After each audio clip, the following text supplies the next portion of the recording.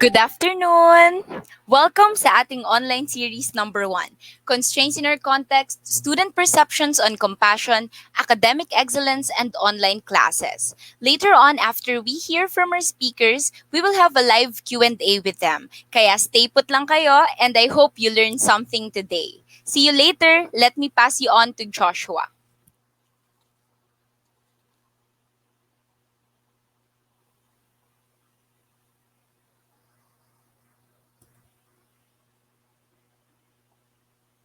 Okay. Good afternoon to everybody. We welcome you all today para sa isang makabuluhang balitaktakan, kwentuhan at tawanan. Welcome sa unang episode ng ating online series by the Anthropos Core Group, the official student volunteer arm of the UP Diliman Anthropology Department. Of course, sa aming magandang mga advisors na so really pushed and devoted their brain cells para lang magkaroon tayo ng ganitong magandang seryo sa panahon natin ngayon. And this online series also brought to you by the Student Council, UP Political Diliman, and UP KNS. A special thanks to Buklod CSSP and Geographic Society of University of the Philippines. And I'm Joshua Macapia, also a member of Anthropos Core Group, and ako ang inyong magiging host, slash moderator, slash overlord, slash madaldal na kausap for this opening episode. Yan, let's give a bit of intro na rin sa mga gagawin natin today. Kung ano pang mangyayari sa mga susunod na episodes sa mga series na ito. We'll be talking about, you know, very everyday things, different things.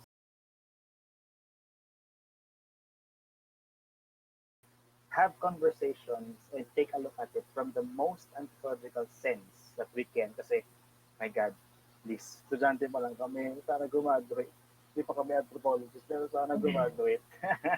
Di ba? Napakaganda ano yun, napakaganda aspiration. Aspiration. And for this episode, we entitled it, The Constraints in Our Context, Student Perceptions on Compassion, Academic Excellence, and Online Classes. And isa ito marahil sa mga pinakamalaking problema na kinakaharap ng maraming tao. Hindi lang sa UP Diliman, kundi sa buong Pilipinas. And a lot of it really is something na burden natin lahat. And sana, as we go through this episode, mapag-usapan natin siya and have just very meaningful conversations with one another. And gusto namin din na ma-engage kayo, okay, by putting down below comments yung inyong questions and concerns, lahat. At nang pwede nung sabihin, Gary. Try namin sagutin yan. And now we have invited iba't ibang mga and also pala according in the next episode we'll also invite a lot more people from different sectors ng ating lipunan para lang talagang mahimay natin, and we have a lot of things to say about this issue sa sobrang laki ng impact sa ating society. And with that being said, and without further ado, let's introduce our guest para sa ating episode today. Yan, kaway-kaway sa lahat po ng ating guest for today. Kaway kayo. Yuhu. Okay, so first of all, gusto namin munang malaman kung ano ang inyong mga names, ano ang inyong background. Okay? Siguro just a short introduction of yourself. Okay lang ba? Okay lang ba yan?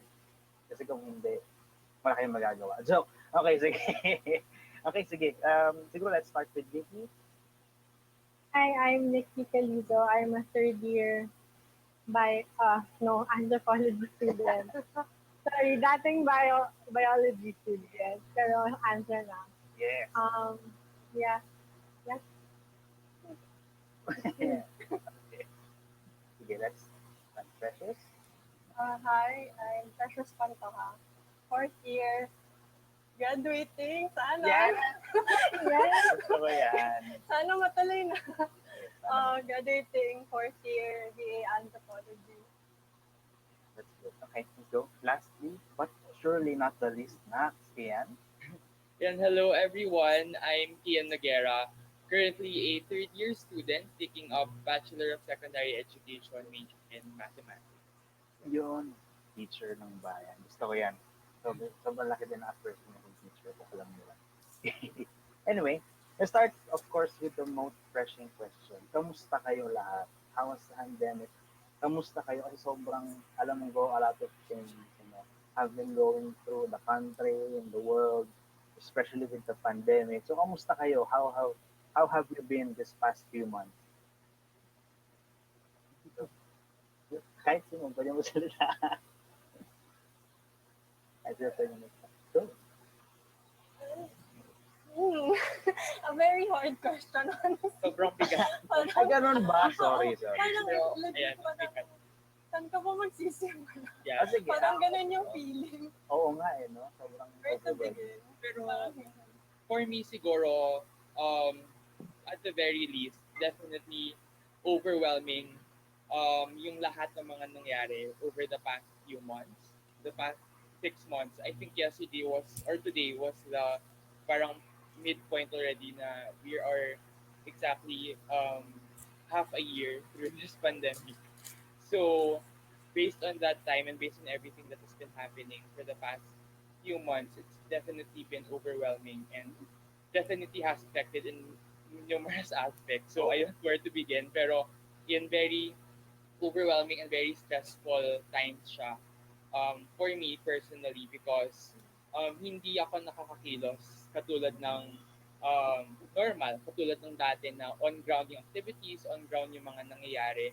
So, ibang-iba yung nangyayari right now. So, ayun, stressful and mataas yung anxiety and stress right now. So, ayun, siguro to cap it or to summarize it in that sense, yun talaga yung um, effect talaga ng pandemic on current situation sa akin right now. So, yeah. Grabe, no? Sobrang, ako din eh. Sobrang laki. Go. Yeah. Who wants to? Mhm. feeling ko tama naman yung term na parang overwhelming. Kasi parang sino bang nakaalam sa atin na parang it's going to last this long. Di ba? Totoo. Parang, Totoo. kasi last semester, naka-dorm pa ako. So parang, nung bumalik ako dito sa bahay, parang inas ko, okay, after 1 month, balik na ako ng dorm. Tapos parang hanggang ngayon, nasa bahay pa ako. Parang, syempre diba, parang who would expect na ganun katagal yung, parang, yun nga, yung quarantine natin, ganyan. So I think, sobrang overwhelming. Tapos, yun nga, parang ngayon kasi parang naano lang nangyayari, ganyan. Tapos, siguro, in terms of like, siguro academic, siguro, siguro nasa posisyon na ako na where, medyo weird, pero parang nag-mid-year kasi ako, so parang yung posisyon ko ngayon, parang, okay, parang ngayon ako nag-a-adjust kahit may isang mid-year na nangyari. Parang ngayon ako nag-a-adjust sa parang sa setup, sa online, sa remote learning. Yeah. Ako naman, parang, when I talk to friends, like, pag nangangamusta, it's like, there's always a breath before you answer because you don't honestly know what to say and what. Like, there's nothing new because there's really, like, all you do every day becomes routinary. Tapos, I've gotten into hobbies and out of hobbies throughout this whole pandemic. Tapos, it's at the beginning, parang yun nga, you think it's just a month or two, and then there's always this hope na, okay, after this ends, we'll meet with friends. After this ends, we'll do the stuff that we did before. But then now, parang that light at the end of the tunnel keeps on dimming every single day that this thing gets longer. Yeah. So, Sobrang ayun, like, yeah, the kamusta is like such a hard question to answer na because I don't know how to answer it honestly. totoo rin, grabe rin ano, when we also hear stories ng mga um, ng domestic violence increased. So, Yeah. ang bigat ng sa kalooban kasi nandun ka sa loob ng bahay, tapos hindi mo alam kung anong sitwasyon, anong mangyayari pag ganito. And ikaw mismo, di ba? Parang, what is happening? What is happening now when you also hear of the things na nangyayari sa bansa? Parang, ano bang nangyayari? Bakit sila ganito? And speaking of which, let's also welcome the newly admitted speaker na. Hi Maxine, kamusta? Hello. How are you? Hello. Now for our viewers, it's okay, don't worry. Naintindihan naman natin yan as with all that's happening in the pandemic, diba? Internet and everything, it's really okay. So, like everybody else, can you have, a short introduction of yourself for our viewers? Okay, so ako si Maxine Castro. Ngayon, fourth year din ako sa BA Anthropology and hopefully graduating din. Yes. Ayun nga, na-invited kasi ako dito since nung mid-year. Siyempre may ethnography kami. Tapos yung napili ko kasi yung topic nun was remote learning kasi ako personally yun, since parang isip ko, naranasan ko rin siya, parang maganda rin na gumawa ng ethnography sa kanya. So yun, right now, yun nga, sa state pa rin ako ng adjusting talaga. As in, nung first day pa lang, ina-expect ko na may Zoom meeting, gano'n. Pero nangyari is walang orientation at all. Is parang sumabak na kami agad sa paggawa ng homework. As in, parang the next day may homework na ako agad. Tapos sobrang nako-overwhelm kasi syempre, considering may iba rin akong concerns na personal din na sa bahay, syempre parang yung oras na yun, nawawala na. Kasi 'di ba madami kayong ina-allot na time for ACADS na ngayon. So yun nga, nahihirapan din ako. And personally, akala ko rin na, kasi yung mid-year pala, hindi kami masyadong madalas mag-meet kasi research nga siya. So Yeah. parang more of consulting with the prof na nangyayari. Tapos ginawa lang is mag-meet kami kung mag-share na kami ng findings or may kalang i-consult. So, nanibago rin ako na medyo malaki yung workload din this sem. Medyo nire-regret ko na lang 17 minutes ako. Anyway, tapos yun nga, parang mas na problema lang, parang ano yun, since ako rin, akala ko kayanin ko yung online class, like starting pa lang. Kasi personally, ako naman, introvert din ako. So, ko parang kailangan, hindi ko naman problema na walang interaction sa classmates. Pero nung nasimula na walang orientation, parang hindi ko nakilala yung classmates ko. Parang nahirapan ako i-grasp kasi kanina makikipag-usap about yung pinagdaanan natin. Like, besides the requirements, kailangan mo ka rin kasi nakikiramay ka sa iba. And yung aspect na parang for me nawawala sa remote learning since very important yan siya ngayon na yung nga adjusting, we can expect everyone na mabilis mag-adjust. And hindi ko sa iba na-expect na kaya natin mag-time management agad-agad. Eh, paano kung hindi maganda yung habits mo before and parang hindi naman agad-agad na-change yun. So, yun yung parang kahit ako medyo okay naman ako sa time management, pero ang problema ko is walang structure masyado yung schedule since own time mo nga siya. Eh, parang at the same time, kung bato-bato na lang ng mga gawain, eh parang feeling ko di rin nasusundan na yung schedule talaga. So yun, medyo nahihirapan rin talaga ako. Especially since hindi ko nakaka-host yung kaklase ko. Oh, yeah.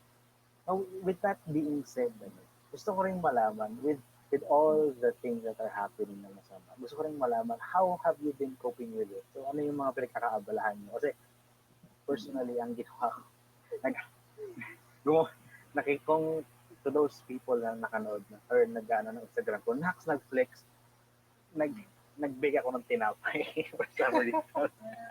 So, what have you been doing, to cope with everything that's happening? Yeah. Siguro yung ginagawa ko lang is, mas dinadamihan ko yung time with my family kasi mostly na dito yung ate ko nag-work from home. So, kapag after work, parang hindi ako masyado nag-focus sa akad. Kasi kunwari, pag mga bandang gabi na, inaalat ko lang na tutulong ko yung ate ko. Since yung ate ko rin may business siya, so tumutulong din kasi ako. Small business lang.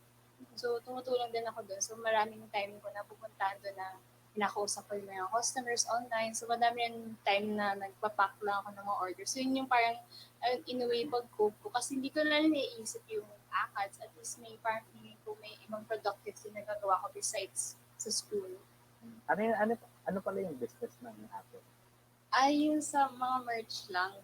Merch, wow. Plug mo na, gusto may plug joke. Hindi.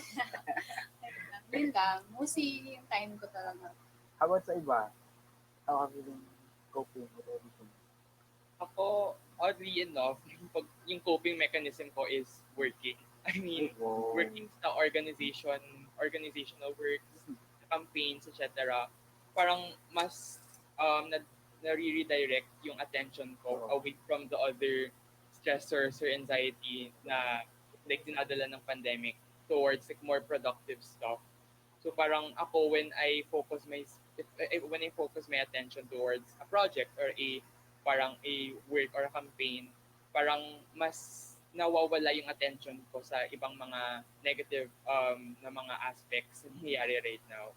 So ayun, tapos siguro aside from that then, one of the other like more fun naman na coping mechanisms are siguro baking. Baking din for me. Yeah, nice. pastries. Like, So, mga cookies, mga cakes, etc. Basta, yun yung parang one of the skills na oo. natutunan ko this past few months na medyo may mga sometimes na wala akong ginagawa. So, ayun, parang really anything na makakalimot ako ng mga nangyayari for a quick moment lang, which helps naman. So, ayun.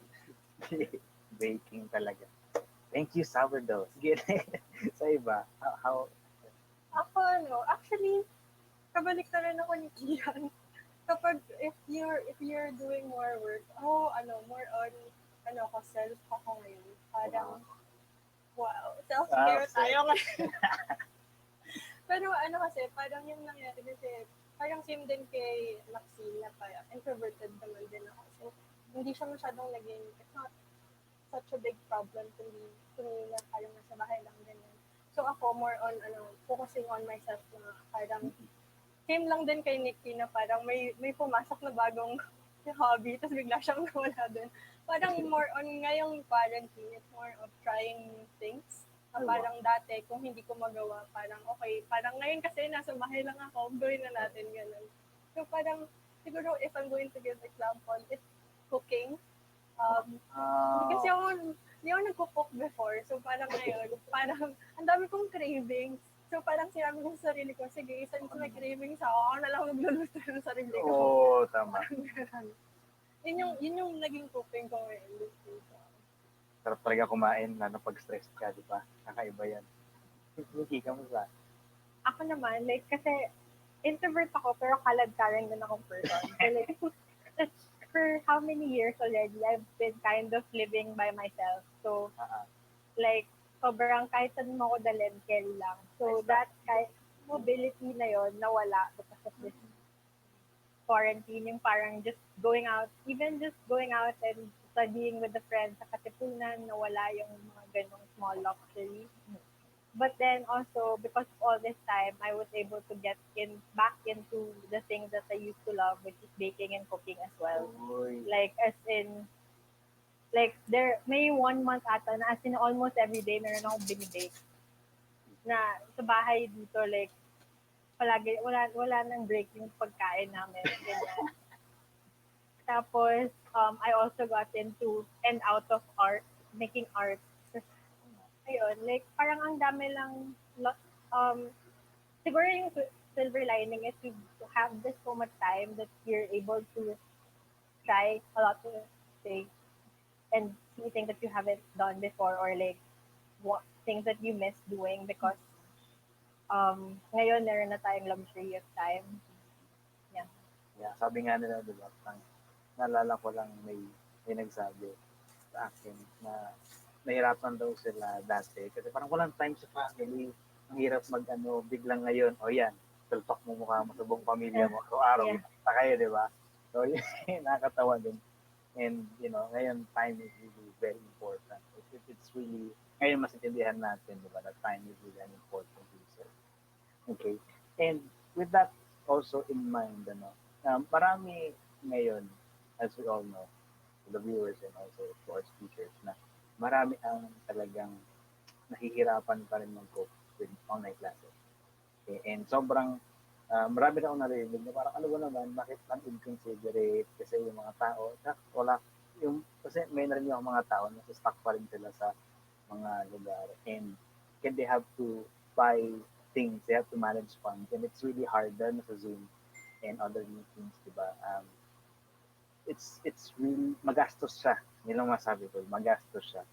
And also doon we also have speakers now na nag-attend na online classes. So gusto ko rin malaman kung ano yung perception niya nung siguro unang beses na narinig na siya mag-start tayo ng online classes. And also, ano yung naging insights niyo now that we are currently going for online classes?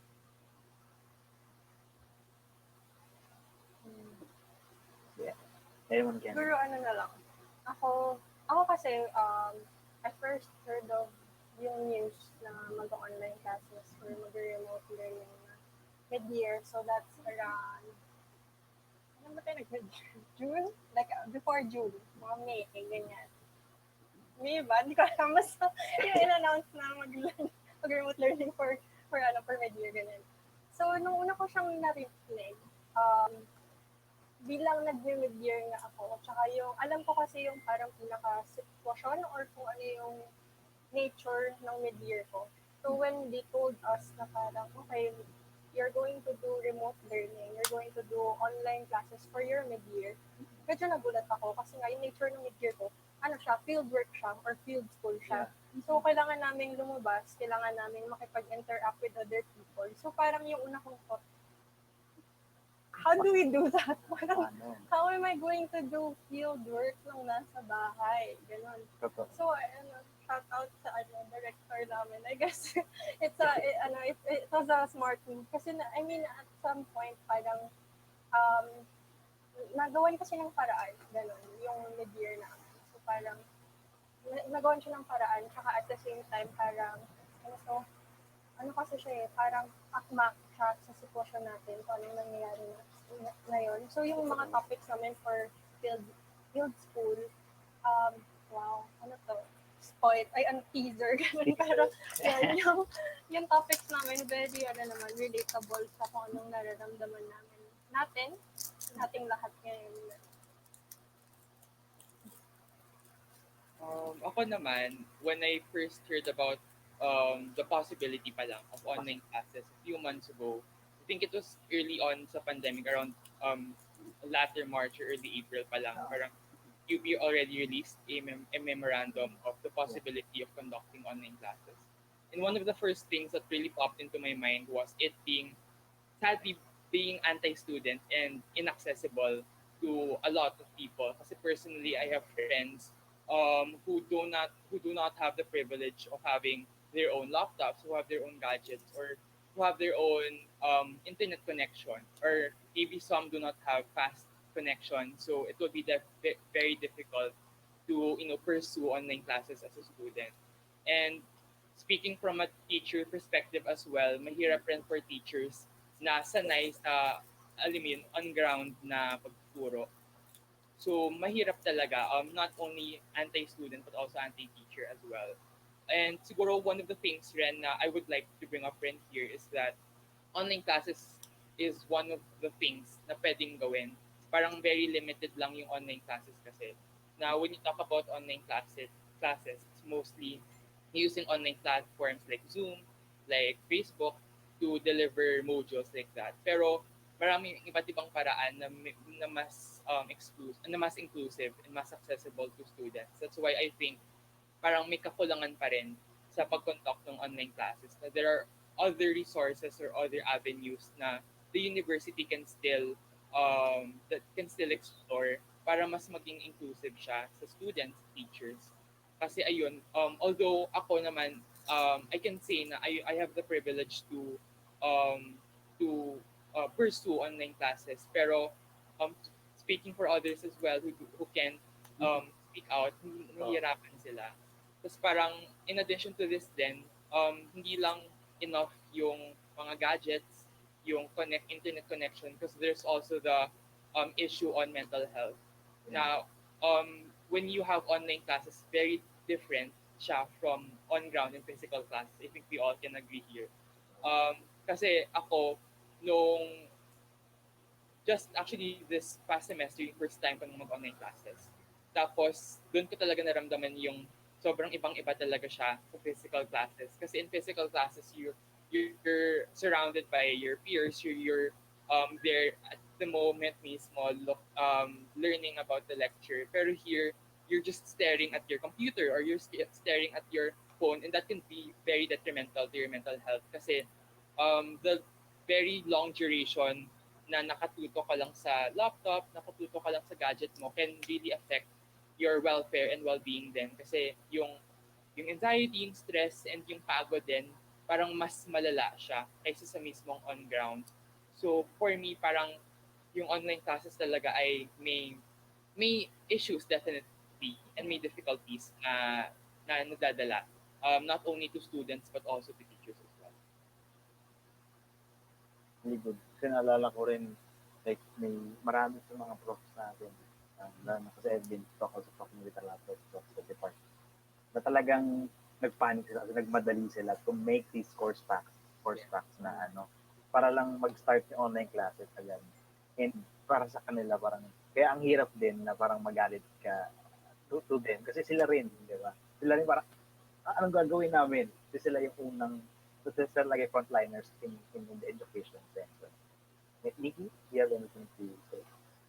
Naman, like, to me, knowing na magiging online and knowing myself, I knew it was gonna be difficult because I knew I had have some, like, so much more discipline than I used to in physical classes. Parang now pa lang na like, this is our first full week pa lang and I already feel so overwhelmed with a lot of the work.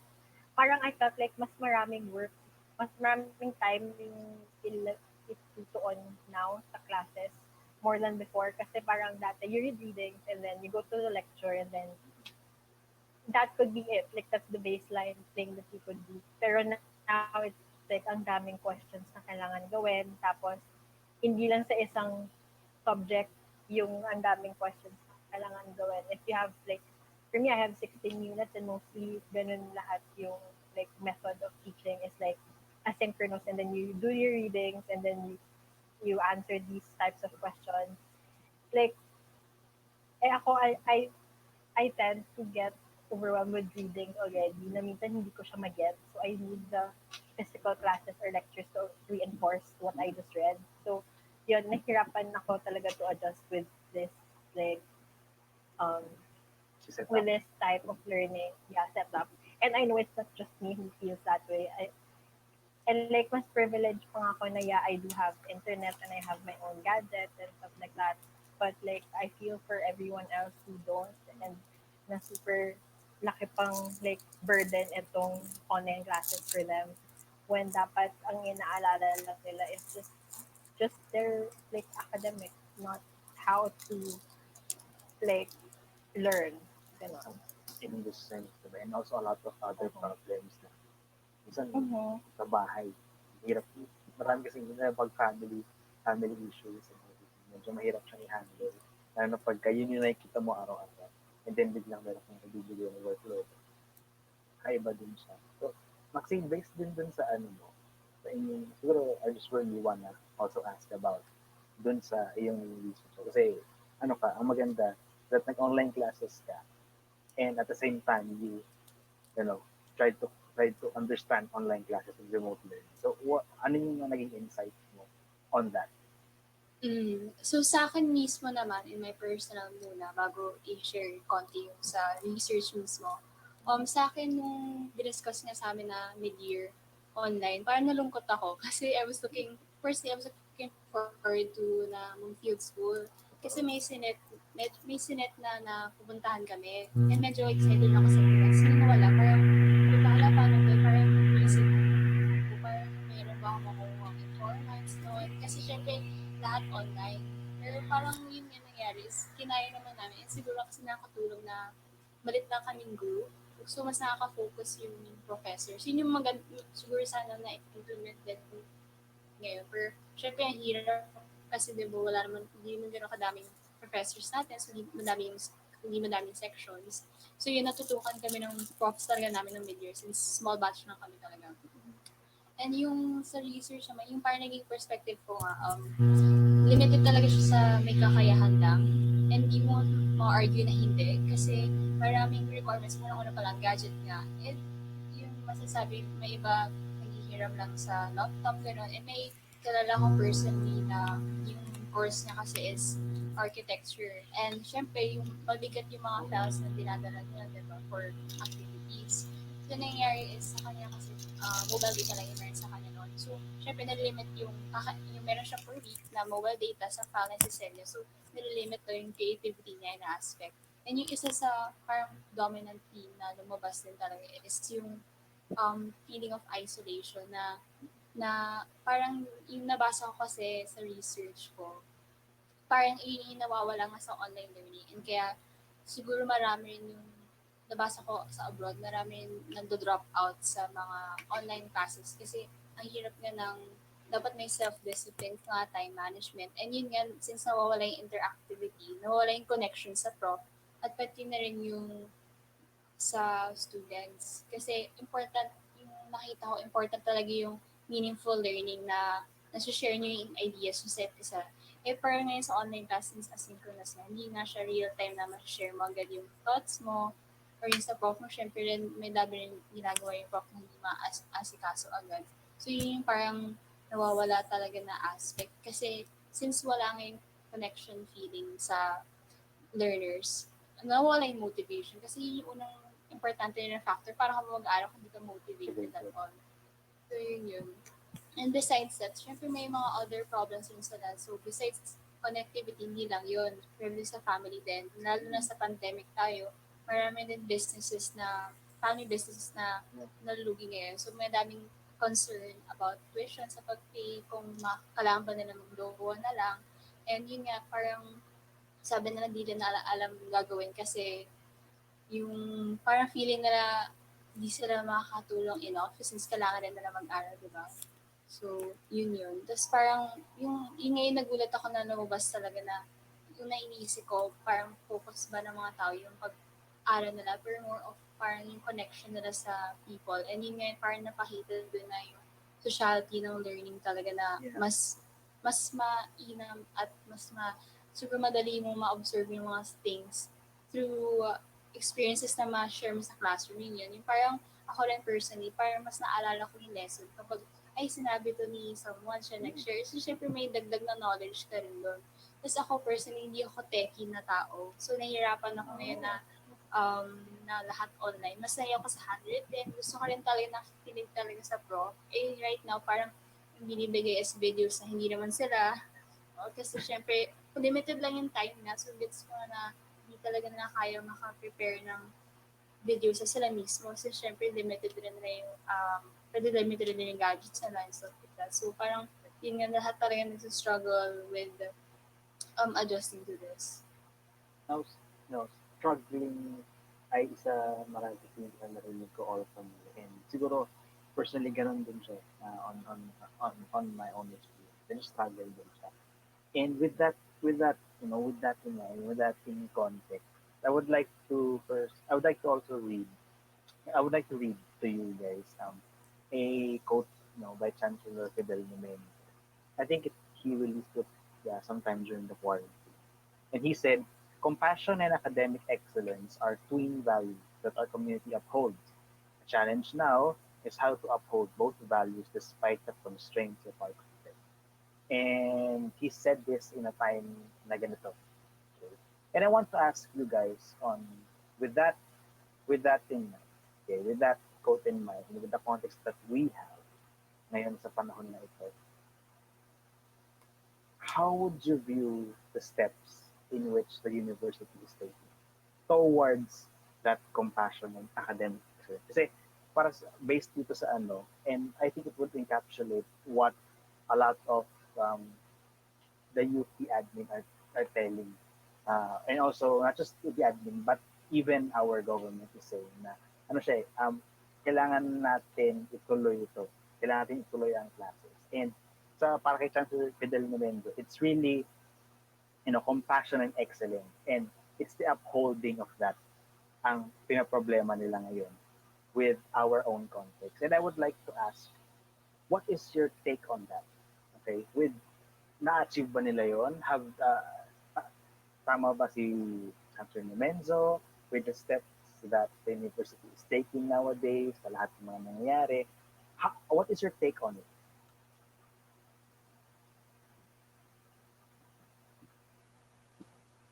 Ako personally, although yes, I agree na as an education major myself and someone who advocates for quality, accessible, and relevant education, that there is indeed a need to move education forward or to continue education, especially amidst the pandemic, na information that is accessible and that is true is very important right now. Kaya kailangan talagang education ngayon and na-contextualized sa pandemic right now. Pero tama rin na sabihin na dapat compassionate rin yung education right now when we continue it. to the sense na kailangan situation or contextualized siya sa mga iba't ibang situations or iba't ibang pinagdadaanan ng students, ng teachers, ng staff. So there definitely needs to be a balance when it comes to excellence and when it comes to compassionate. Tapos connecting that idea to what the UP administration has been doing for the past few months. Siguro to say the least, ako personally nakukulangan ako sa mga steps at sa mga actions na ginawa ng UP administration for the past few months. Since, ayun, as I said, there is definitely an importance and value to continue education. However, I'm not sure, pero for me, it is evident na the administration in some point failed to proactively respond sa mga needs and demands ng mga iba't ibang sectors. Why? Kasi for now, nakikita natin na hindi pa clear masyado yung guidelines and instructions when it comes to online classes or when it comes to remote learning. Nasabi kanina ng mga ibang speakers, pagsabak nila, marami pa rin questions, marami pa rin concerns na pumapasok sa isip. Kasi hindi natin alam na, okay, may daily Zoom sessions ba? Asynchronous learning ba yung mangyayari or synchronous learning ba mangyayari?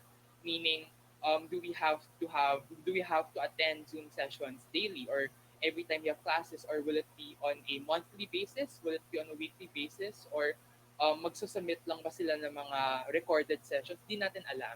So ako personally, during at the last minute, nag-iintay pa ako ng mga emails from my professors and hindi nila kasalanan kasi wala kang clear guidelines na binigay sa kanila and even to students.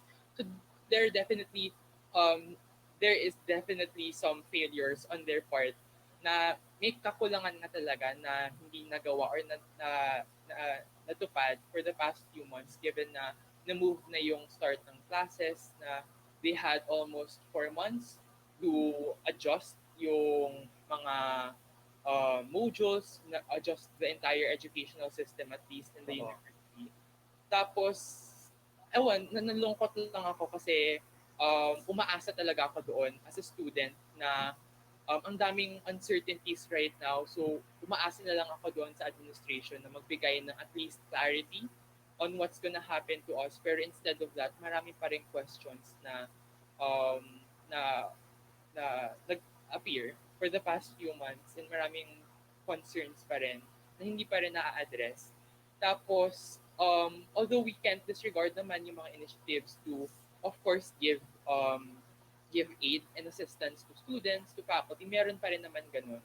Pero syempre, we have to also look at it in a long-term period na will this last? Yung aid and assistance ba na to ay maglalast in the long run?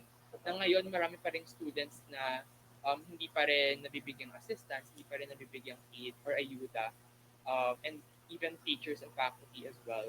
So there definitely needs to be a lot more concrete and proactive responses and actions from the administration na hopefully we will receive or hopefully we will deliver in the next months kahit na medyo late na. Hopefully, mabigay pa rin nila kasi very important ito when it comes to moving education forward or continuing education ngayon in this pandemic. So, ayun yun yung side ko for me. Especially for an educator na talagang your training to be one.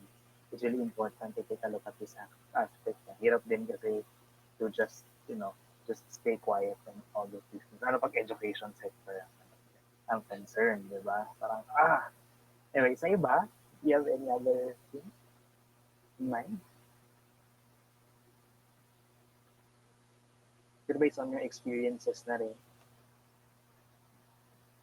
Siguro kasi, sa sitwasyon kasi natin ngayon, parang ako kasi personally, if sa sitwasyon ngayon, pag may nangyayari, parang palagi kong nasa isip okay, kailangan empathetic ako, kailangan understanding ako sa kung anong nangyayari ngayon, ganyan.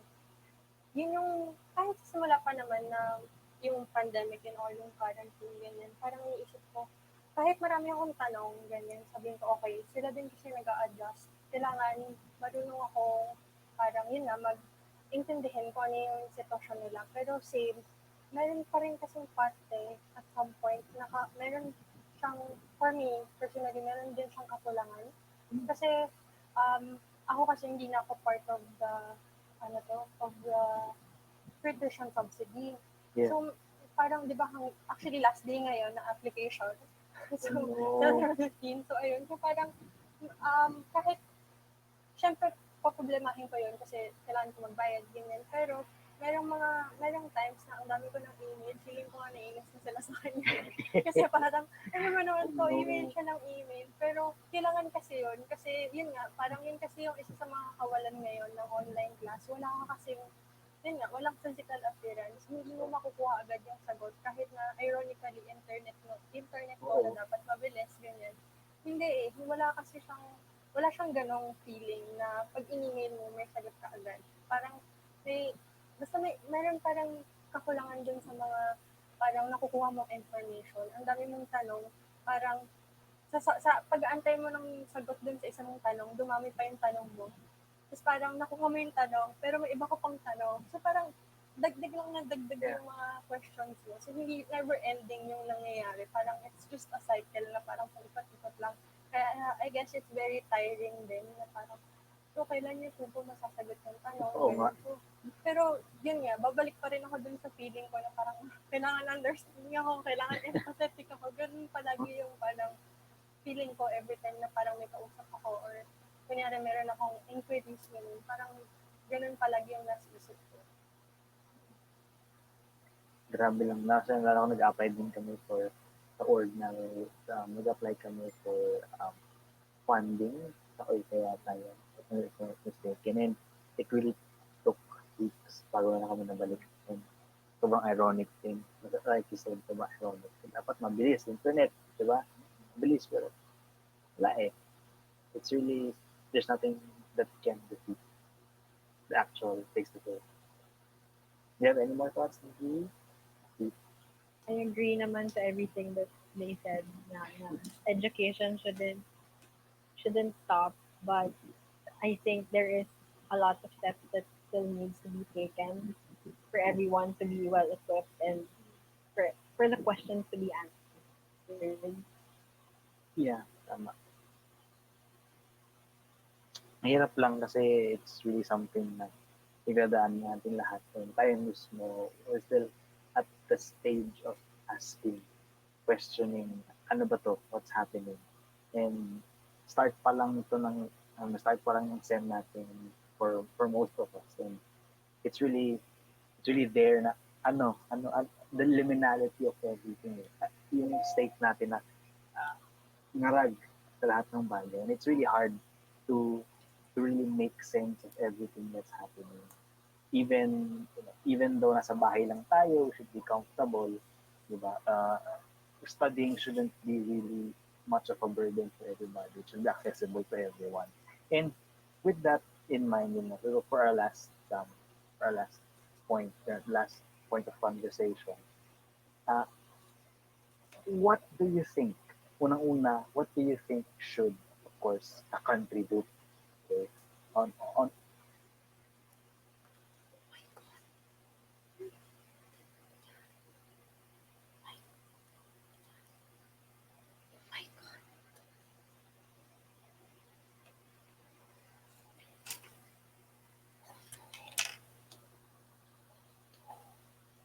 Okay. Good afternoon to everybody. We welcome you all today para sa isang makabuluhang balitaktakan, kwentuhan at tawanan. Welcome sa unang episode ng ating online. Video sa sila mismo. So, syempre, limited rin na yung, pwede limited rin yung gadgets na lines of classes.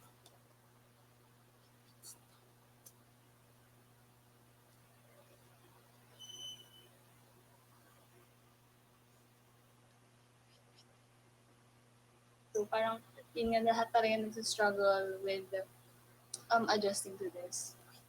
Now, struggling ay isa marami na narinig ko all from you. And siguro, personally, ganun din siya on my own experience. I just struggle din siya. And with that, Access or when it comes to remote learning, nasabi kanina ng mga ibang speakers, pagsabak nila, marami pa rin questions, marami pa rin concerns na pumapasok sa isip. Kasi hindi natin alam na, okay, may daily Zoom sessions ba? Asynchronous learning ba yung mangyayari or synchronous learning ba mangyayari? Meaning, do we have to attend Zoom sessions daily or every time you have classes, or will it be on a monthly basis? Will it be on a weekly basis? Or magsusubmit lang ba sila ng mga recorded sessions? Di natin alam. So ako personally, during at the last minute, nag-iintay pa ako ng mga emails to my professors, and hindi na lang kasalanan kasi wala kang clear guidelines na binigay sa kanila mismo, and even to students. So there definitely um, there is definitely some failures on their part na may kakulangan nga talaga na hindi nagawa or na natupad for the past few months, given na na-move na yung start ng classes, na they had almost 4 months to adjust yung mga modules, na adjust the entire educational system, at least in the university. Tapos, ewan, nalungkot lang ako kasi umaasa talaga ako doon as a student na ang daming uncertainties right now. So, umaasa na lang ako doon sa administration na magbigay ng at least clarity on what's gonna happen to us. Pero instead of that, marami pa rin.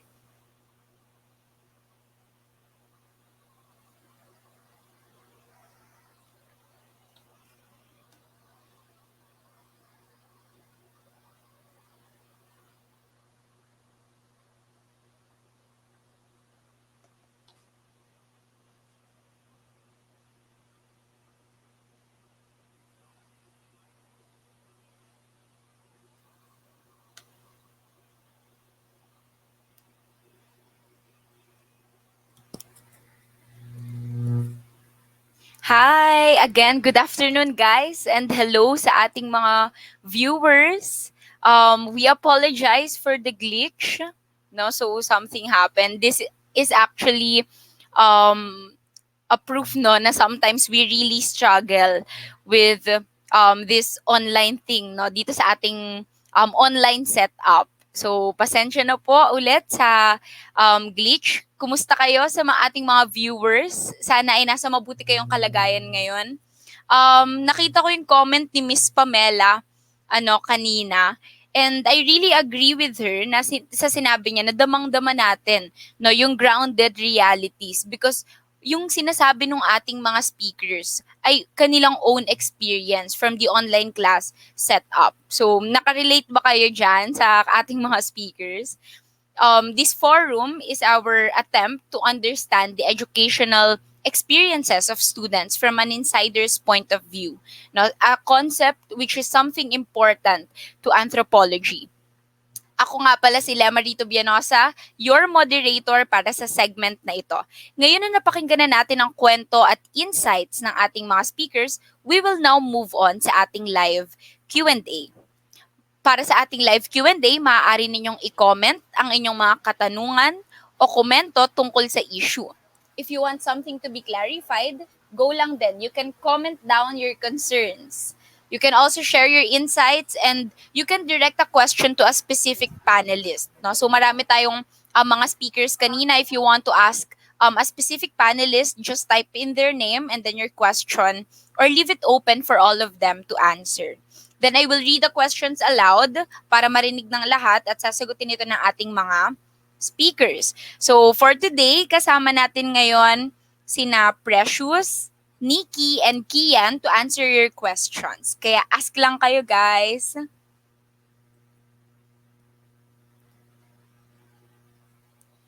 So while waiting for the comments,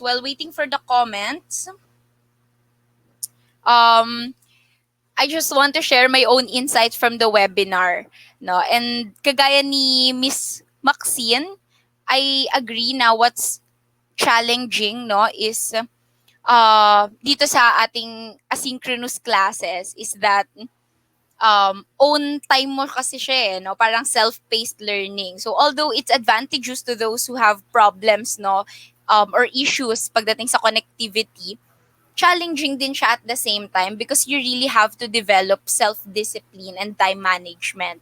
And I think that's one of the things na adjusting no para sa akin ngayong online class setup. And to be honest, I really thought it would be hard for me to adjust in this online class setup kasi nga hindi naman ako techie. Again, kagaya ni Maxine, hindi rin ako techie. And I really prefer yung mga handwritten notes. I really prefer reading the readings na nasa physical copies and also listening to the profs. Pero kailangan talaga nating mag-adjust ngayon. So, no, lahat tayo nag-a-adjust. Kaya naman, I'm really grateful and also shout out po sa aming mga profs this SEM na very considerate and flexible when it comes to our synchronous meetings. No, kudos to our profs who make this online class setup more bearable. So for our questions, um, first question from Seth Tala. Okay na ba? Okay ba yung ating mga kasama ngayong hapon? Okay. So, first question from Seth Tala. A lot of social posts from students relate how classes now became more about submitting requirements than actually learning. In your experience, do you think that the quality of education diminished with the online class setting? So, kahit sino sa inyo pwedeng sumagot. Hmm. I don't know if it diminished per se, but I know it changed a lot how we learn now. Na parang, it's true na parang more of submissions na siya kesa sa actual like learning na katulad ng pagle-lecture. Pero kasi gets din naman why that has to happen, especially for those who don't have access to synchronous sessions. So, but it's true that there really was a shift in how we learn nowadays. There's really a lot of self learning involved, which is very different from how we did before na you do your readings, you go to the lecture to really learn. Now, there are even times na walang lecture, like meron lang every how many weeks para magkita kayo to, just to level off like kung saan na yung students. So, I don't know if it diminished, but I know it changed.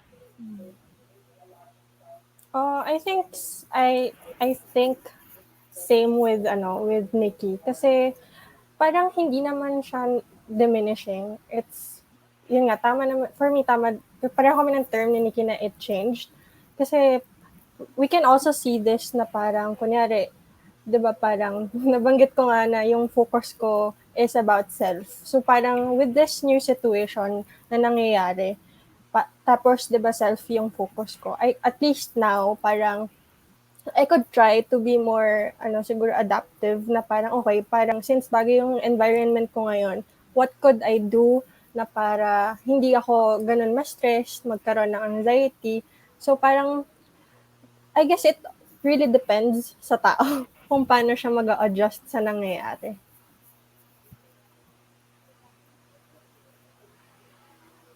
Okay. Thank you, Nikki and Precious. Salamat. Totoo, no? Um, Next question naman natin is anonymous. Hindi siya, ayaw niya magpakilala.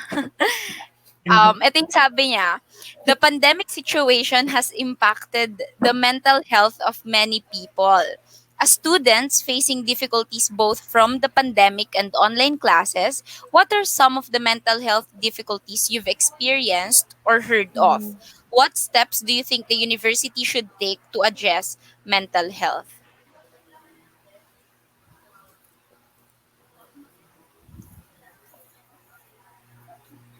Hmm. Ako syempre we have classmates, ganyan, tsaka personal experience. Pero siguro during this pandemic or during this remote learning, parang yung anxiety kasi natin syempre dadagdag yan ng dadagdag kasi nga marami tayong questions na hindi talaga nasasagot agad. So I think yun nga, yung feeling of yun nga, yung pagiging anxious ganyan. Pero I'm very thankful dun sa mga professors ko right now kasi they've always prioritized mental health na parang, actually palagi siyang, napansin ko, palagi siyang kasama sa course packs ko ngayon. Na Mm. parang, meron siyang special label na parang, okay, if you're feeling, siguro yun nga, anxious or you just want to talk to someone, parang it's part of their course pack na parang, okay, UP is offering, kunyari yung sa psych serve, ganyan, parang they always mention it na parang yun nga parang every time I read it parang okay parang nararamdaman ko naman na concerned sila. So I guess yun yung isa sa mga steps na tinatry nilang gawin or tinatry nilang iparamdam din sa mga students nila. That's true. Like parang mas naging open yung discussion for that actually Yeah. now that everyone realizes how this does not affect us Mm-mm. physically and emotionally but also mentally. I think same nasa course packs ko din yun nakikita ko. So parang I think they're doing their own little ways how to address it. Yeah. Yeah.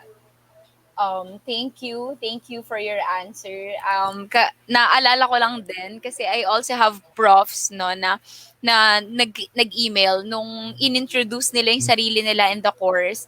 They also included nga in the introduction na um if a student has questions or concerns about the subject, i-PPM lang sila. Pero hindi lang yon kundi even mga personal questions outside of the course, in-encourage din ng mga profs na i-address sila no, or kausapin sila. Nakakatuwa lang din. Kaya ano talaga, salamat po sa mga profs namin na ganon, na tumutulong po sa amin to deal no, with this online class setup. Thank you for that question, Anon. I hope that answers your question. And next question is from a professor who's also watching with us. Ito yung kanyang tanong for you. Would you consider taking some of your classes online even after the pandemic? How about mixed mode where the semester is partially online and partially in campus or in person? Wow, very interesting question. Possible, di ba? Kasi new normal. That's true. Ikaw, Nikki, Like, how do you think sige. about it? Kasi yung classes ko now, like, they're really supposed to be based physically kasi I'm taking biological anthro and archaeology. So if there was a choice, if I would take it again online, personally, because of the nature of the classes I'm taking now, I wouldn't because, yun nga, like, I think there's a huge part na hindi natatackle because it's online right now. Kung mixed mode, probably pwede din naman. Pero like personally, I still would choose physical classes over online classes any day. I think yun nga, parang same sa sagot ni Nikki. Kasi actually, for me, it also depends on what class. Same kay Nikki, I have lab classes. So parang kung iisipin mo, how would I do lab classes in an online class? So parang it depends on the class. And siguro personality ko na din kasi you can call me old, pero parang mas gusto ko yung feeling ng classroom. Mas gusto ko yung feeling na may blackboard, tsaka may inuupuan, ganun. Gusto ko yung ganung feeling. Kasi parang it motivates me and it also conditions me na, okay, I'm a student today. Yeah, So I think exactly. Totoo, I agree. Yung like, even yung pag-upo mo kasama ng classmate mo, tapos mag-chikahan mo na kayo bago yung nawawala, like sabi ni Max nung kanina dun sa talk na yung sociality of learning, talagang it's a huge part then of like how we learn. Like, sometimes you remember stories that your classmates talked about, like just to share sa discussion. And yun yung mga reasons kung ba't mas naiintindihan ko yung discussion. And like now, walang ganon na factor. Yeah.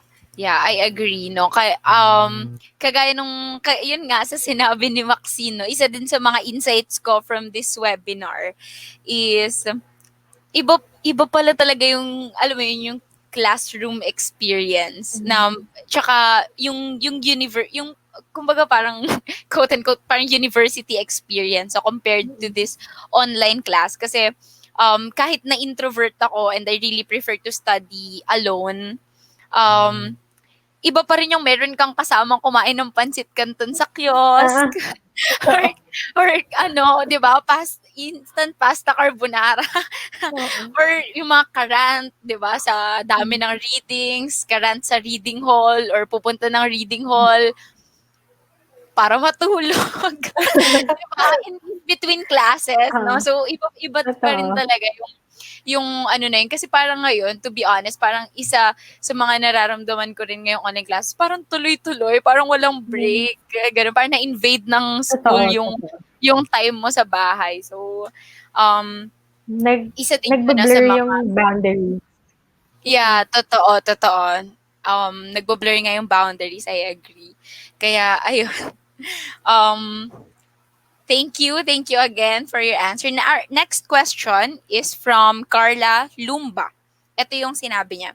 Gusto ko lang malaman kung nafe-feel nyo rin ba yung guilt every time hindi kayo nag-aaral or work. Sabi niya, yun kasi yung recurring na nararamdaman ko which makes it hard to rest. Oh, rest ka Carla.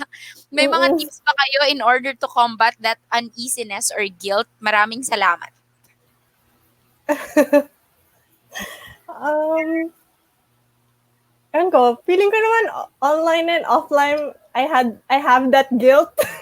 Kunyari, I agree.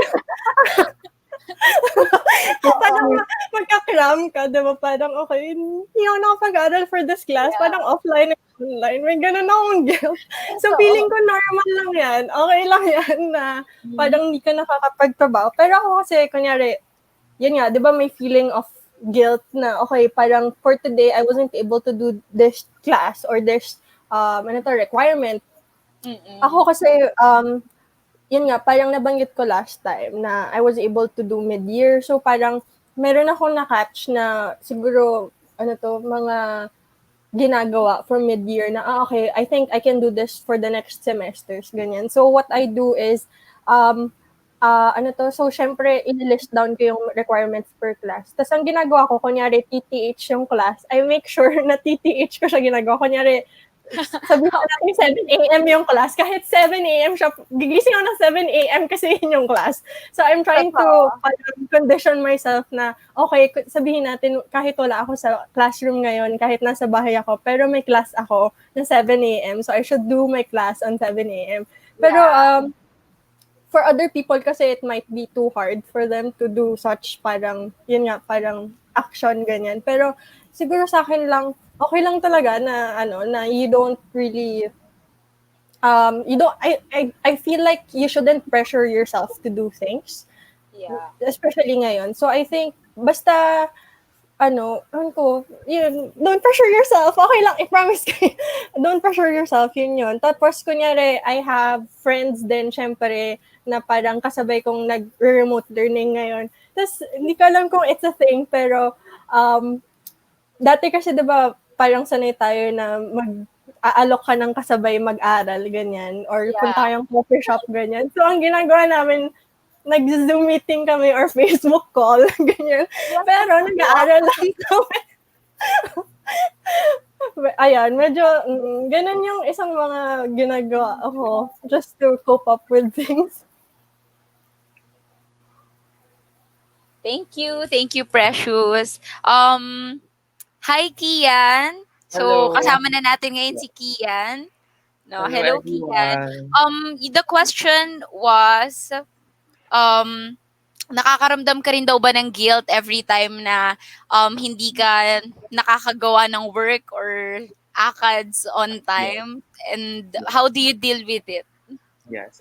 Thank you. So, actually, yeah, it's normal siguro, no, not to feel pressured and to feel guilty. Personally, that hits on a very personal note because dati talaga nung normal situation, everything was on ground, physical, etc.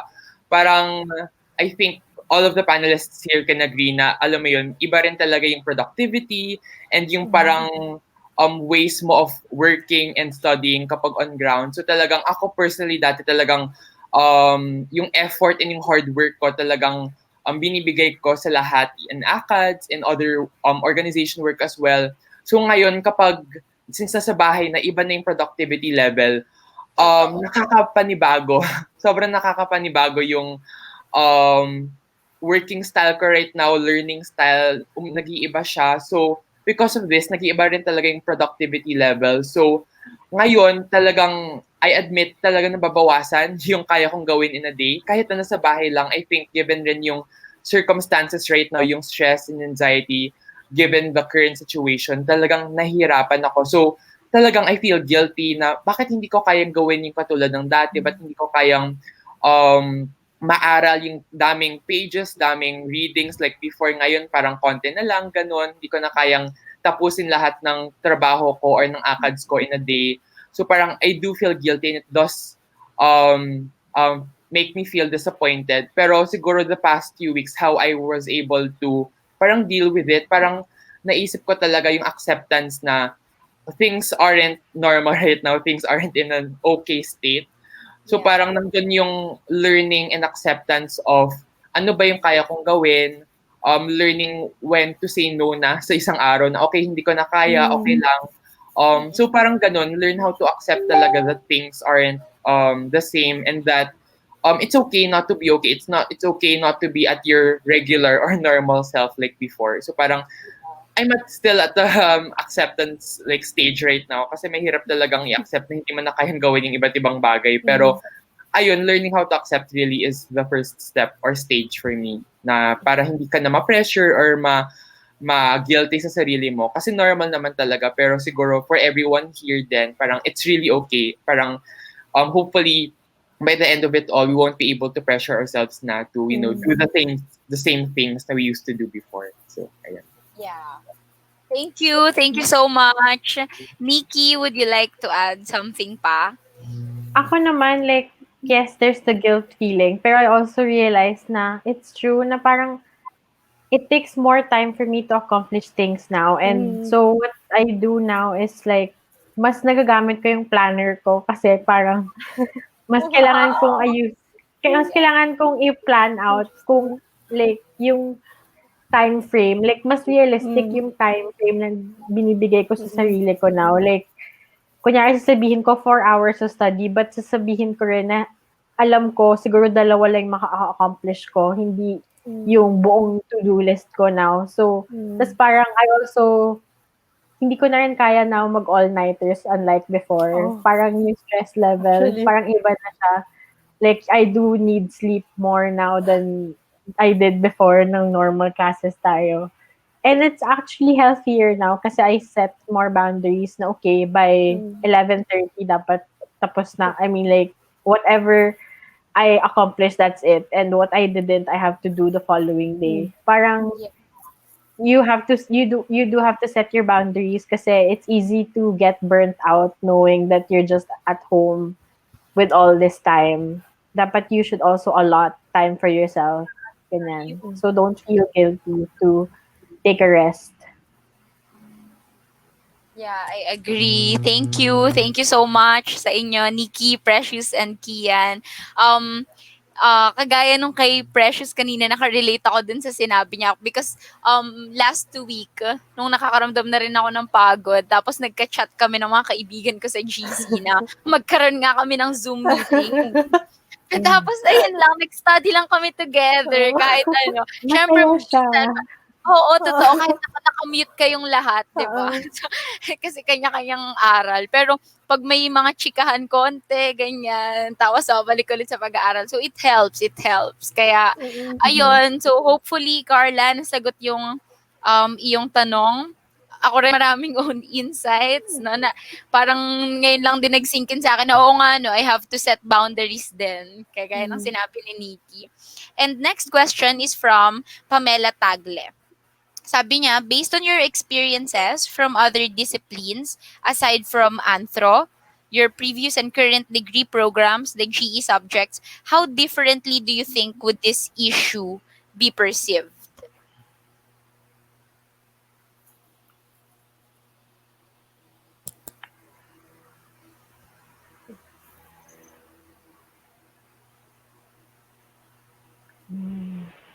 Ano ba?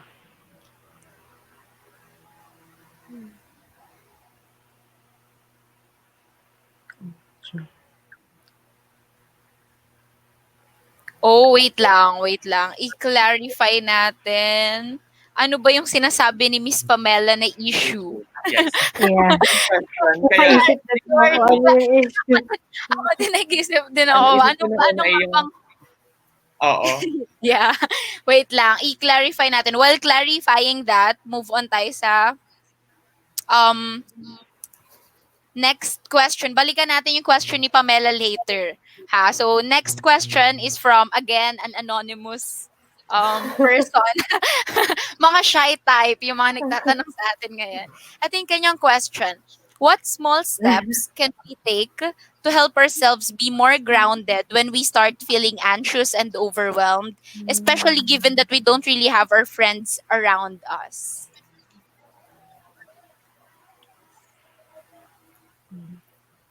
It's a good question. Mm. Um, Siguro for me, although mahirap talaga at this time na mahanap yung silver lining and all and like the positivity out of everything. Pero siguro how I stay grounded talaga and how I make the most out of this situation is given the difference talaga of the parang work in like the parang living style right now and before na parang right now I think all of us can agree na we have a lot of alone time. I mean, on our by ourselves, especially for me na I have council work, I have org work, and ACADS work pa with like group mates ganyan. So I think lahat tayo ay alam mo yun, social people talaga na maraming tayong nakikisalamuha almost every day. So parang now I think in main difference talaga is we're all sort of forced to be by ourselves talaga. Oh, syempre may mga kasama tayong mga families pero it's different na we don't have other people to see. So parang there's that alone feeling in the sense na mag-isa tayo. So parang in that sort of setting, what I feel parang naisip ko na dati wala ako masyadong alone time na I'm I'm always with different people every day and parang yun yung yun yung ano ko stressor ko before na parang wala akong alone time. So ngayon parang how I do what I do is really make ano ba make hobbies by myself, make things by myself para lang to appreciate more, parang self-care kumbaga. Parang things na I can do on my own ganyan para you know, sort of quality time by yourself kasi hindi rin yan masyadong nakukuha agad-agad lalo na't kung busy kang tao you're with group mates, you're with org mates every day, parang hindi mo talaga nakakuha yung quality time by yourself. So siguro that's how I stay grounded. Do simple things on my own para magkaroon ng quality time and, you know, also self-care. Pero pangalawa rin, I think part of being grounded then is, of course, you have to acknowledge and recognize na you need other people surrounded by you to stay grounded then. So parang for me personally, yun nga, there's the fact na you can't be surrounded by your friends. Pero yung nasabi kanina actually hits on a personal note then yung pagkakaroon ng Zoom meetings with friends in the middle of the night to do ACADS. Minsan kami, nagko-call lang kami pero naka-mute lang, hindi kami nagsasalita the entire call. Pero iba yung parang, given the setting now, parang it's almost as, or it's almost equal to being at a coffee shop or to like McDo with friends, ganun. Pero parang to have ACADS lang or to have a study buddy lang. And ang weird lang din na hindi mo sila kausap but there's still that feeling na meron kang kasama sa call. So parang that's how I stay grounded and na parang I don't feel as alone, I don't feel as lonely ngayon. You know, facing all the issues or facing everything. So parang yun, trying to do normal things prior the pandemic like, you know, hanging out with friends, being with friends kasi iba talaga yung presence ng friends to stay grounded then. So parang I try to do that. Pero syempre, given the circumstance right now, yung kaya lang talaga is Zoom calls, Messenger, this or ganyan. So that's what I do to at least feel na kahit nawala sila yung physical presence, I still feel um, their presence in a way. So yun, personally, that's what I do to feel grounded sa situation right now. Ako Okay. just siguro to add kay Kian, parang siguro pace yourself.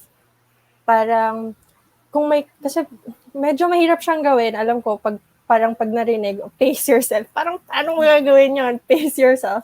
Pero, siguro, kasi I think yung pag narinig mo kasi yung pacing yourself, parang nandun na kasi yung pressure, internal, external, nandun na yung pressure. So I think, yung internal, yun nga, yung nabagit naman kanina, how you cope up with your internal pressure. Pero siguro, with the external, kunyari sabihin natin, di ba, since we have asynchronous classes, parang we feel the pressure na parang, okay, my prof is asking me to do this, na may ganito ko requirement. Pero, I've thought of it this way na parang, yung prof ko din kasi, nag-adjust siya sa kung anong nangyayari ngayon.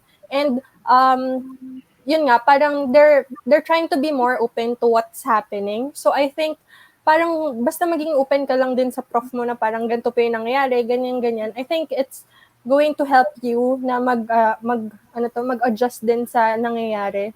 So kunya at saka I think additional din na parang kunyari yun nga, nararamdaman natin yung pressure na parang, hala, baka kailangan na to ng prof.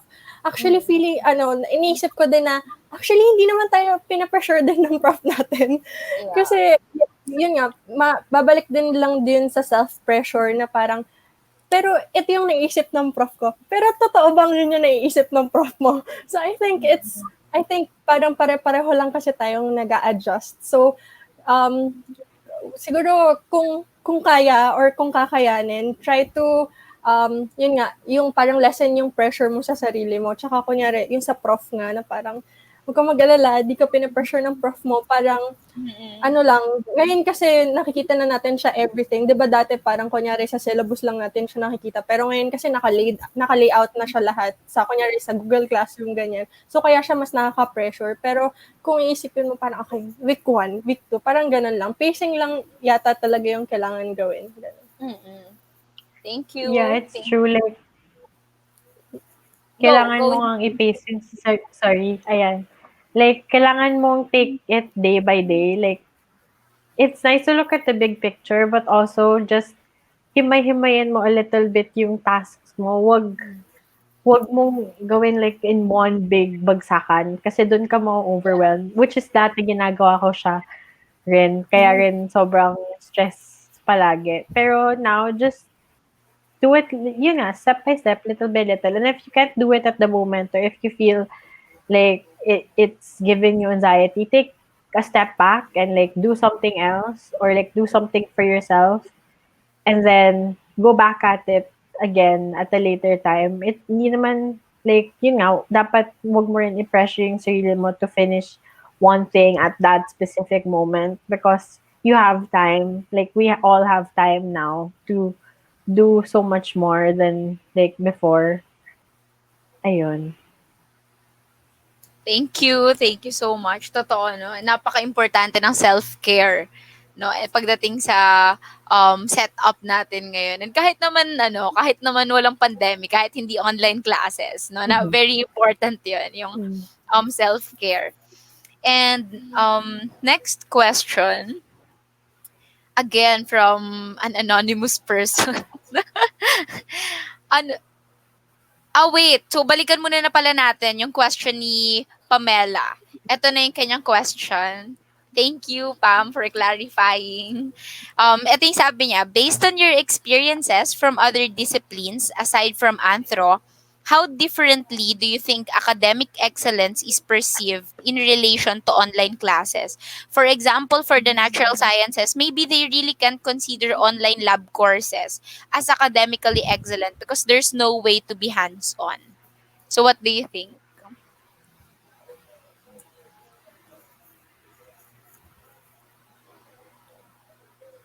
Siguro I'll start coming from an education perspective and as an ed major then. Academic excellence is very important and hits on a on a personal note again, sa akin, kasi yun yung isa sa mga principles rin namin, of course, as teachers, as educators, na talagang when you talk about academic excellence, syempre not necessarily naman, speaking about honors or speaking about excellences or all these recognitions, pero really just the skill or just the continuation of education amidst everything. So I think that's where we parang fit in, or that's where we place ourselves when you talk about academic excellence, na talagang it might seem a very heavy or a very parang sort of a recognition agad in that sense, pero really for us educators, simple lang naman yung ibig sabihin niya, na parang really all we want to do is just to continue and move education forward amidst this pandemic, amidst this time. Kasi like I said, Ren, important talaga yung education right now, especially yung learning and yung learning about information, especially ngayon sa pandemic, 'di ba? Big issue yung information dissemination. Maraming hindi alam, merong hindi knowledgeable or informed about certain facts or certain issues right now given this pandemic na kailangan talagang matuto. So that's where education comes in, na talagang we want to forward it. We want to forward academic excellence. We want to forward education amidst this time. So I think there's that na although we see that there are a lot of problems right now given the situation, given yung remote learning, online learning, hindi pa rin dapat na matigil tayo. Although yes, given na we recognize the certain issues na we have right now in our education system, given nga na maraming na-share rin yung panelists natin on yung difficulties, yung struggles sa pagkatuto, I think kailangan pa rin ituloy. Pero syempre, kasama rin sa pagiging educator is yung compassion and yung pagiging empathetic sa mga nararamdaman ng co-teachers, ng mga students mo. So there's a need to continue, but at the same time, there's a need to address yung certain issues, yung mga certain needs and demands ng students right now para ma-ensure na kahit na ituloy natin yung education, hindi pa rin hindi lalala yung mga conditions and situations ng students. Kasi 'di ba, I think everyone wants to learn pa rin naman. Everyone wants to continue to be educated. But may mga hindrances that really limit us to continue doing so. So we don't want that. So we want, as a collective, unit, as a whole university, we really want to move forward together in our education. Kaya important talaga na ma-address pa rin yung concerns and demands ng students and all the other educational stakeholders. So siguro that's where I and siguro we as an eduk sort of community fit in when we talk about academic excellence. I think we should also recalibrate what excellence is. Na parang, siguro before, ang taas, iba yung ibig sabihin ng excellence when we were doing physical classes. But now, we could shift our mindset into thinking, okay, this is how we have to do things now. So now, we also adjust how we think what excellence means. Parang ganun, like, yeah, that's what I can think of.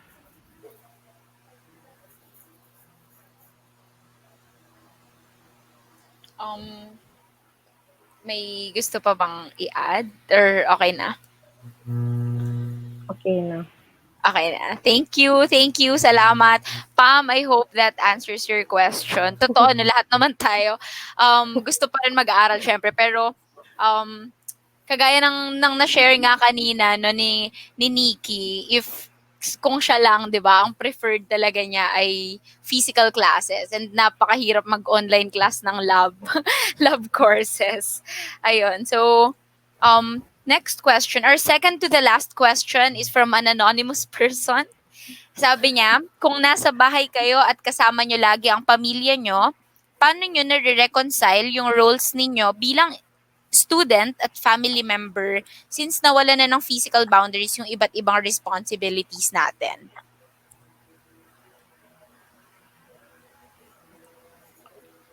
Ako, I do time blocks sa schedule ko. So, like, kung 2 to 4, yun yung me as a student. Or like, yun nga, I still plot yung actual time ng classes na nakasulat sa CRS. Yun, gagawin ko yung specific work na yun at that time. Tapos pag lunchtime, lunchtime with family, ganyan. Tapos sa hapon din, like, pag merienda, or like kailangan mag-uusap kami, ganyan. With, Yeah. yun yung family time. Tapos, merong block na for just studying. Parang katulad din naman ng ginagawa natin before. I guess now, kailangan lang mas meron talagang initiative to set those time limits for yourself. Kasi pwede tayong ma-trap into that thinking na kailangan ko lang mag-aral ng mag-aral ng mag-aral ng mag-aral. Kailangan yun yung Yeah. buong araw ginagawa kong mag-aral.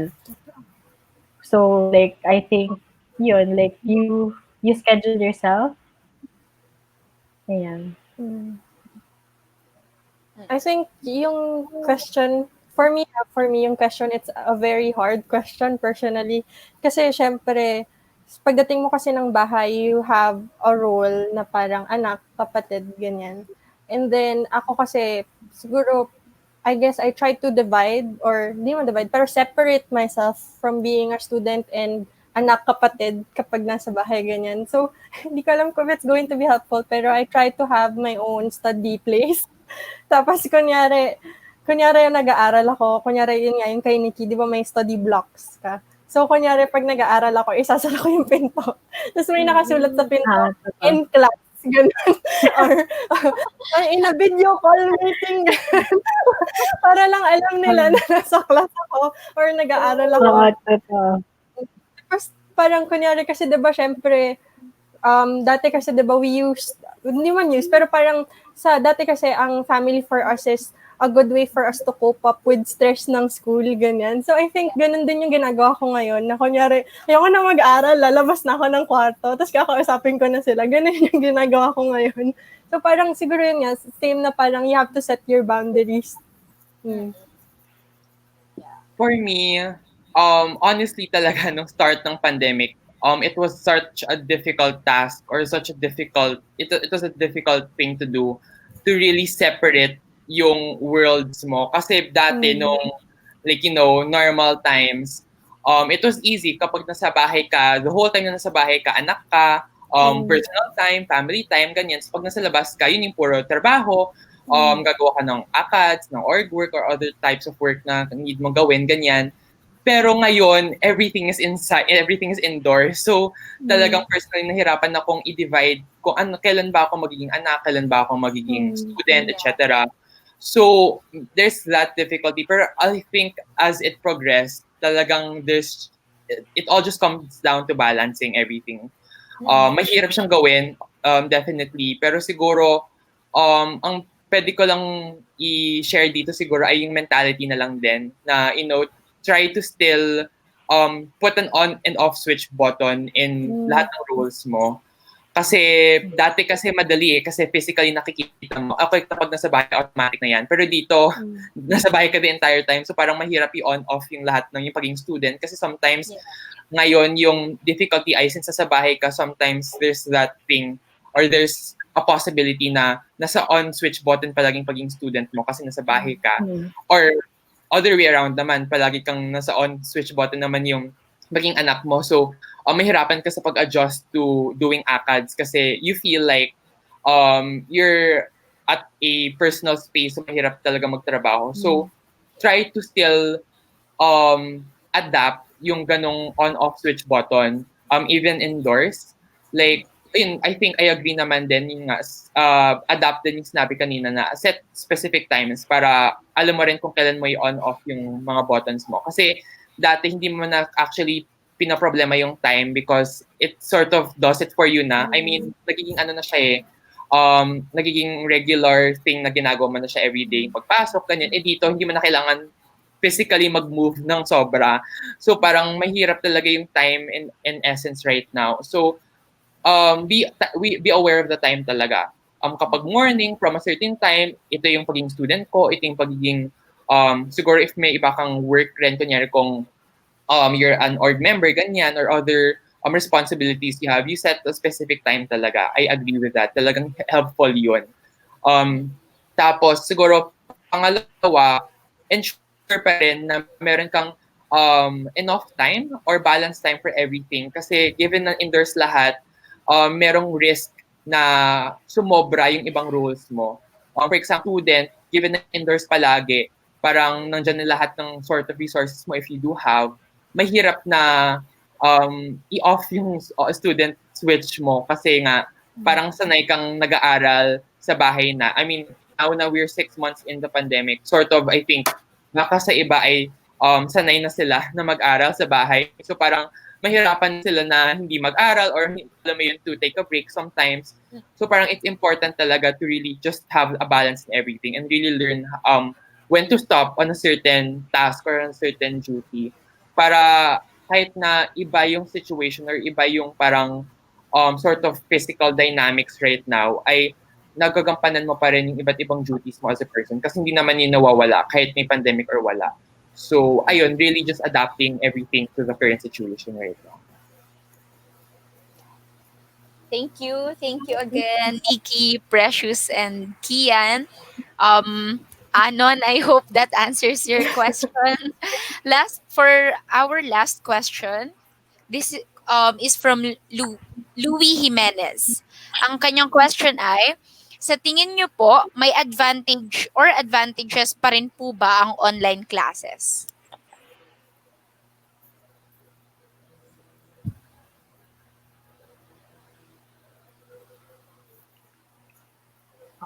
I think yung pagiging self-pacing niya, or like, yung you do it at your own time can also be an advantage kasi like, it's up to you how you schedule when you learn. Hindi Yeah. katulad dati na parang yung specific time you have to go to school, ganyan. Ngayon, it's up to you when you switch, like what Kian said, when you switch on your student role. So I think that could be an advantage because then you own your own time.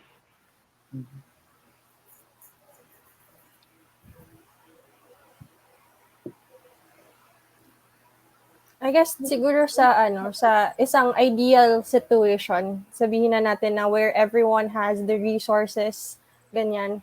I think advantageous naman talaga na magkaroon ng isang online or remote learning, especially kunyari ngayon na we're having the pandemic. Tapos yun nga, ideally everyone has the resources.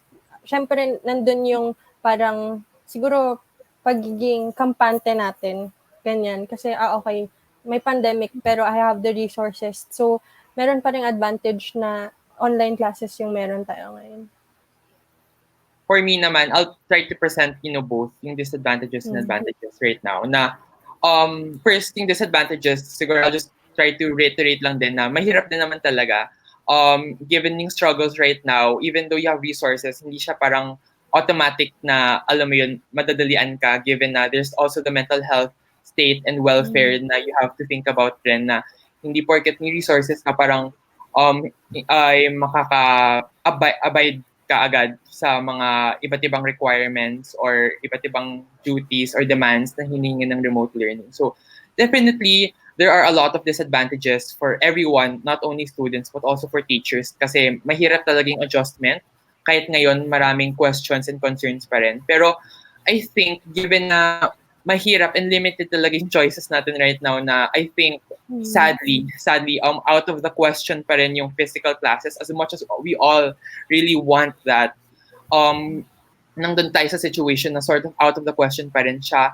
So, or out of the box. So parang, ang tanging need na lang natin gawin is yun nga, as the other panelists said, is to really highlight dapat yung advantages and to really let or ensure na talagang yung advantages na yun ay talagang magiging totoo or magiging real for students kasi sadly yung advantages ng remote learning hindi siya nakakarating sa mga ibang students. For example, talagang advantage talaga dapat right now or dapat talagang exercise na ginagawa for sessions right now is yung asynchronous sessions na student-paced, student-centered yung mga ginagawa, yung mga tasks, yung mga assignments, yung quizzes.